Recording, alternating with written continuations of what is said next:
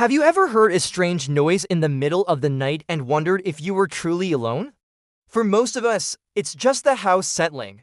But for some, it's the start of a story that defies explanation. Today, we're not just talking about any spooky house. We're journeying to the heart of what many call the most haunted house in the world, the Whaley House in San Diego, California. What makes this place so terrifying? It's not just one ghost story. It's a whole collection of them, layered one on top of another, turning a beautiful historic home into a paranormal hotspot. So lock your doors, turn on the lights, and get ready because we're about to uncover the dark secrets of the Whaley House. Before it was ever a house, the land itself had a dark history. In 1852, this spot was the site of a public execution. A man nicknamed Yankee Jim Robinson was convicted of grand larceny and hanged right here. The problem was the gallows were set too low. Instead of a quick death, Yankee Jim slowly strangled for nearly an hour, his feet scraping the ground. It was a gruesome, botched execution that left a permanent stain on the land. A few years later, in 1856, a man named Thomas Whaley bought this very plot. He knew about the execution, but he was a pragmatic businessman and didn't believe in ghosts. He saw a prime piece of real estate in what was then the growing heart of San Diego. He built a beautiful, two-story Greek revival home for his family, using bricks from his own brickyard. It was one of the finest homes in the area. But from the moment they moved in, the Whaleys reported hearing heavy, disembodied footsteps moving through the house. They believed it was the restless spirit of Yankee Jim, still wandering the property where his life was so brutally ended.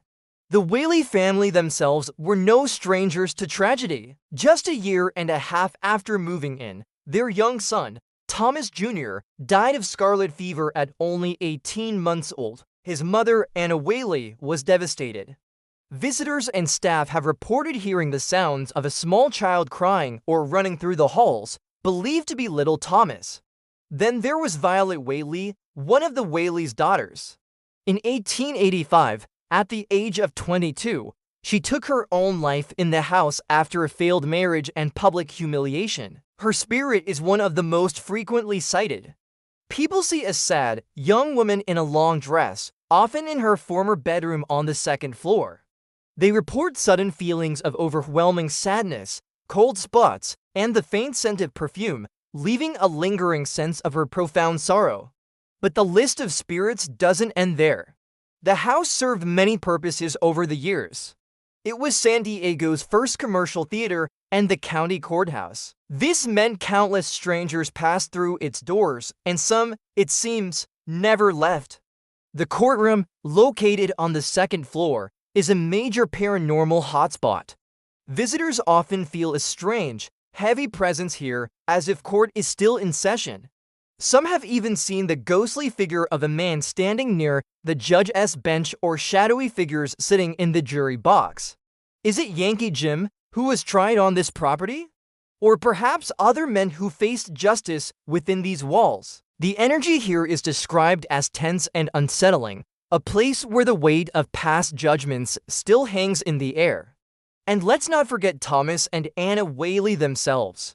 After living lives filled with both success and sorrow, they both died in the house years later. Their apparitions are seen frequently. Thomas, a tall man in a frock coat and top hat, is often spotted on the landing of the staircase or in the downstairs parlor, looking distinguished and perhaps a little concerned, as if he's still watching over his property. Anna Whaley is often seen in the garden or downstairs, a gentle presence who sometimes leaves behind the scent of lavender.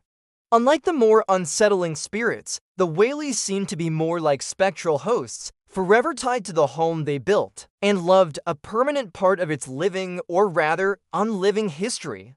It's almost as if the entire family decided to stay, their joys and their profound tragedies echoing through time. The sheer volume of paranormal claims is what sets the Whaley House apart. We're talking full-bodied apparitions, disembodied voices caught on audio recordings, objects moving on their own, and phantom smells of cigar smoke and perfume. The grand piano in the music room has been heard playing by itself. The chandeliers have been seen swinging when there's no draft. Windows and shutters have latched and unlatched on their own, right in front of witnesses. Even famous paranormal investigators and skeptics have been shaken by their experiences here. The late, great Hans Holzer, a pioneering ghost hunter, investigated the house and declared it genuinely haunted, confirming the presence of Yankee Jim's spirit. Regis Philbin, the famous TV host, once visited and had a personal encounter he couldn't explain, seeing a misty figure that he believed was Anna Whaley. So what is it about this place? Why is it such a magnet for the supernatural? Some theories point to the traumatic events, like the execution and the family suicides. This is known as the stone tape theory, where intense emotions and events are thought to be recorded into the fabric of a location, replaying themselves over and over. Others believe it's a combination of so many different tragedies occurring in one spot. It's not just one event, but a layering of sorrow, anger, and loss that has created a powerful vortex of paranormal energy. The land was marked by death before the first brick was laid, and the house itself became a container for the family's heartbreaks. It's a perfect storm of paranormal ingredients. The house is a historical landmark, beautifully preserved to look just as it did in the 19th century. When you walk through its doors, you are literally stepping back in time. This historical preservation might be key. By keeping the environment the same, are we also helping the spirits feel more at home, encouraging them to stay? Modern technology has only deepened the mystery.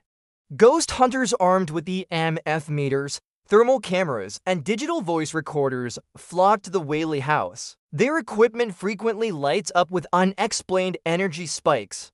They capture electronic voice phenomena, or EVPs, which are faint voices not heard at the time of recording.